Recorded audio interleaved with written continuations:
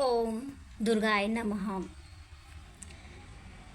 दोस्तों, आज हम आपके लिए दुर्गा सप्तशती के अंतर्गत पंचम अध्याय लेकर प्रस्तुत हैं, जिसके अंतर्गत देवता द्वारा देवी की स्तुति, चंडमुंड के मुख से अंबिका के रूप की प्रशंसा सुनकर शुंभ का उनके पास दूत भेजना और दूत का निराश होकर लौटने का वर्णन किया गया है। ओम। इस उत्तर चरित्र के रुद्र श्री ऋषि हैं, महासरस्वती देवता हैं, अनुष्टक छंद हैं, भीमा शक्ति है, भ्रामरी बीज है, सूर्य तत्व है और सामवेद स्वरूप है। महासरस्वती की प्रसन्नता के लिए उत्तर चरित्र के पाठ में इसका विनियोग किया जाता है, जो अपने कर कमलों में घंटा, शूल, हल, शंख, मूसल, चक्र, धनुष और बाण धारण करती है। शरद ऋतु के शोभा संपन्न चंद्रमा के समान जिनकी मनोहर कांति है और जो तीनों लोकों की आधारभूता और शुंभ आदि दैत्यों का नाश करने वाली है, तथा गौरी के शरीर से जिनका प्राकट्य हुआ है, उन महासरस्वती देवी का मैं निरंतर भजन करता हूँ। ऋषि कहते हैं, पूर्व काल में शुंभ और निशुंभ नामक असुरों ने अपने बल के घमंड में आकर शचीपति इंद्र के हाथ से तीनों लोकों का राज्य और यज्ञ भाग छीन लिए। वे ही दोनों सूर्य, चंद्रमा, कुबेर, यम और वरुण के अधिकार का भी उपयोग करने लगे। वायु और अग्नि का कार्य भी वे ही करने लगे। उन दोनों ने सब देवताओं को अपमानित, राज्यभ्रष्ट, पराजित तथा अधिकारहीन करके स्वर्ग से निकाल दिया। उन दोनों महान असुरों से तिरस्कृत देवताओं ने अपराजिता देवी का स्मरण किया और सोचा, जगदम्बा ने हम लोगों को वर दिया था कि आपत्तिकाल में स्मरण करने पर मैं तुम्हें सब आपत्तियों का नाश कर दूंगी। यह विचार कर देवता गिरिराज हिमालय पर गए और वहाँ भगवती विष्णु माया की स्तुति करने लगे। देवता बोले, देवी को नमस्कार है, महादेवी शिवा को सर्वदा नमस्कार है, प्रकृति एवं भद्रा को प्रणाम है। हम लोग नित्यम पूर्वक जगदम्बा को नमस्कार करते हैं। रुद्रा को नमस्कार है, नित्या, गौरी एवं धात्री को बारंबार नमस्कार है। ज्योत्स्नामयी, चंद्र रूपिणी एवं सुख स्वरूपा देवी को सतत प्रणाम है। शरणागतों का कल्याण करने वाली वृद्धि एवं सिद्धि रूपा देवी को हम बारंबार नमस्कार करते हैं। नैवर्ती, राजाओं की लक्ष्मी तथा शवाणी स्वरूपा आप जगदम्बा को बार बार नमस्कार है। दुर्गा, दुर्गपारा, सारा, सर्वकारिणी, ख्याति, कृष्णा और धूम्रा देवी को सर्वदा नमस्कार है। अत्यंत सौम्य, अत्यंत रौद्रूपा देवी को हम नमस्कार करते हैं, उन्हें हमारा बारंबार प्रणाम है। जगत की आधारभूता कृति देवी को बारंबार नमस्कार है।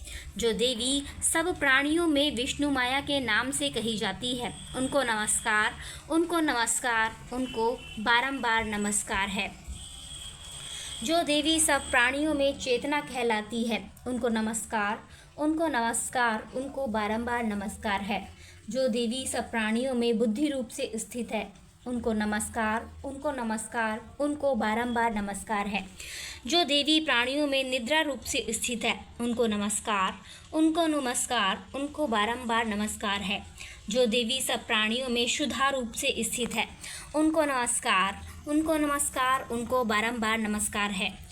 जो देवी सब प्राणियों में छाया रूप से स्थित है, उनको नमस्कार, उनको नमस्कार, उनको बारंबार नमस्कार है।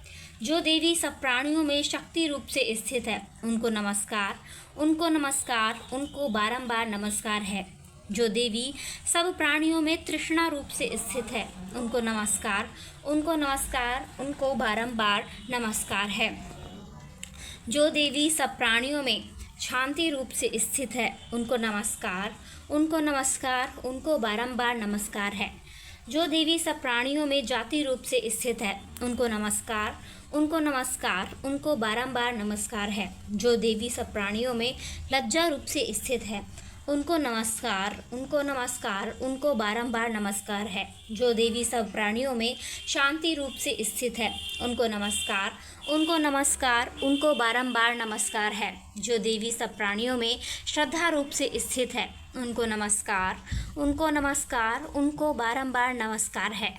जो देवी सब प्राणियों में कांति रूप से स्थित है, उनको नमस्कार, उनको नमस्कार, उनको बारंबार नमस्कार है। जो देवी सब प्राणियों में लक्ष्मी रूप से स्थित है, उनको नमस्कार, उनको नमस्कार, उनको बारंबार नमस्कार है। जो देवी सब प्राणियों में वृत्ति रूप से स्थित है, उनको नमस्कार, उनको नमस्कार, उनको बारंबार नमस्कार है। जो देवी सब प्राणियों में स्मृति रूप से स्थित है, उनको नमस्कार, उनको नमस्कार, उनको बारंबार नमस्कार है। जो देवी सब प्राणियों में दया रूप से स्थित है, उनको नमस्कार, उनको नमस्कार, उनको बारंबार नमस्कार है। जो देवी सब प्राणियों में तुष्टि रूप से स्थित है, उनको नमस्कार, उनको नमस्कार, उनको बारंबार नमस्कार है। जो देवी सब प्राणियों में माता रूप से स्थित है, उनको नमस्कार, उनको नमस्कार, उनको बारंबार नमस्कार है। जो जीवों के इंद्रिय वर्ग की अधिष्ठात्री देवी एवं सब प्राणियों में सदा व्याप्त रहने वाली है, उन व्याप्ति देवी को बारंबार नमस्कार है। जो देवी चैतन्य रूप से इस संपूर्ण जगत को व्याप्त करके स्थित है, उनको नमस्कार, उनको नमस्कार, उनको बारंबार नमस्कार है। पूर्व काल में अपने अभीष्ट की प्राप्ति से होने वाले देवताओं ने जिनकी स्तुति की तथा देवराज इंद्र ने बहुत दिनों तक जिनका सेवन किया, वह कल्याण की साधन भूता ईश्वरी हमारा कल्याण और मंगल करे तथा सारी आपत्तियों का नाश कर डाले। उदंड दैत्यों से सताए हुए हम सभी देवता जिन परमेश्वरी देवी को इस समय नमस्कार करते हैं तथा जो भक्ति से विनम्र पुरुषों द्वारा स्मरण की जाने पर तत्काल ही संपूर्ण विपत्तियों का नाश कर देती है, वे जगदम्बा हमारा संकट दूर करे। ऋषि कहते हैं राजन, इस प्रकार जब देवता स्तुति कर रहे थे उस समय पार्वती देवी गंगा जी के जल में स्नान करने के लिए वहां आईं। उन सुंदर भौहों वाली भगवती ने देवताओं से पूछा, आप लोग यहाँ किसकी स्तुति करते हैं? तब उन्हीं के शरीर कोश से प्रकट हुई शिवा देवी बोली, शुंभ दैत्य से तिरस्कृत और युद्ध में निशुंभ से पराजित हो यहाँ एकत्रित हुए ये समस्त देवता मेरी ही स्तुति कर रहे हैं। पार्वती जी के शरीर कोश से अंबिका का प्रादुर्भाव हुआ था, इसलिए वे समस्त लोकों में कौशिकी कही जाती हैं। कौशिकी के प्रकट होने के बाद पार्वती देवी का शरीर काले रंग का हो गया था, अतः वह हिमालय पर रहने वाली कालिका देवी के नाम से विख्यात हुई। तदनंतर शुंभ निशुंभ के भृत्य चंडमुंड वहां आए और उन्होंने परम मनोहर रूप धारण करने वाली अंबिका देवी को देखा। फिर वे शुंभ के पास जाकर बोले, महाराज, एक अत्यंत मनोहर स्त्री है जो अपनी दिव्य कांति से हिमालय को प्रकाशित कर रही है। वैसा उत्तम रूप कहीं किसी ने भी नहीं देखा होगा। असुरेश्वर, पता लगाइए वह देवी कौन है और उसे ले लीजिए। स्त्रियों में तो वह रत्न है, उसका प्रत्येक अंग बहुत ही सुंदर है तथा वह अपने श्री अंगों की प्रभा से संपूर्ण दिशाओं में प्रकाश फैला रही है। दैत्यराज, अभी वह हिमालय पर ही मौजूद है, आप उसे देख सकते हैं। प्रभु, तीनों लोकों में मणि, हाथी और घोड़े आदि जितने भी रत्न हैं वे सब इस समय आपके घर में शोभा पाते हैं। हाथियों में रत्नभूत ऐरावत, यह पारिजात का वृक्ष और यह उच्च शोभा घोड़ा, यह सब अपने इंद्र से लिया है। हंसों से जुता हुआ यह विमान भी आपके आंगन में शोभा पाता है। यह रत्नभूत अद्भुत विमान जो पहले ब्रह्मा जी के पास था, अब आपके यहाँ लाया गया है।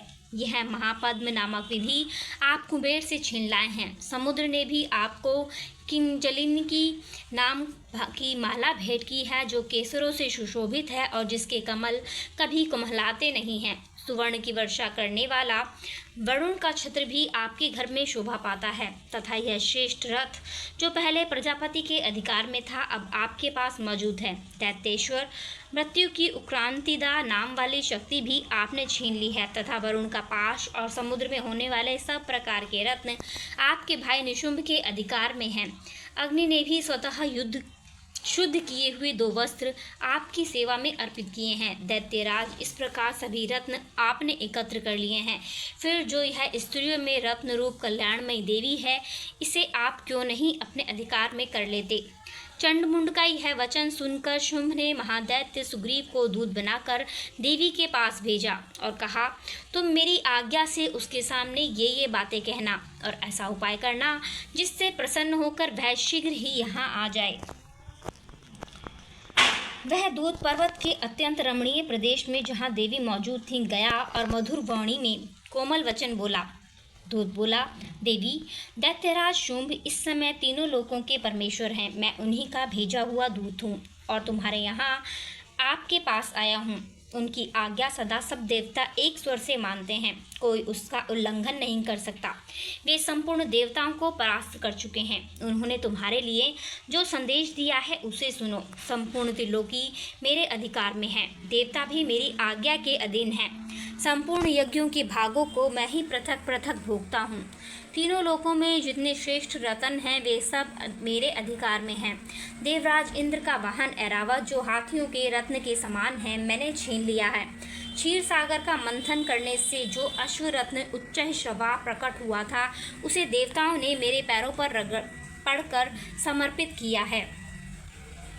सुंदरी, उनके सिवा और भी जितने रत्नभूत पदार्थ देवताओं, गंधर्वों और नागों के पास थे वे सब मेरे ही पास आ गए हैं।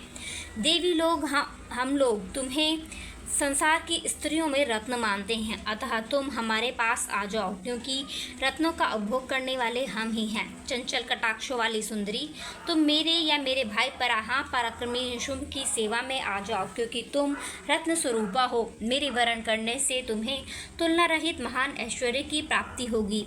अपनी बुद्धि से यह विचार कर तुम मेरी पत्नी बन जाओ।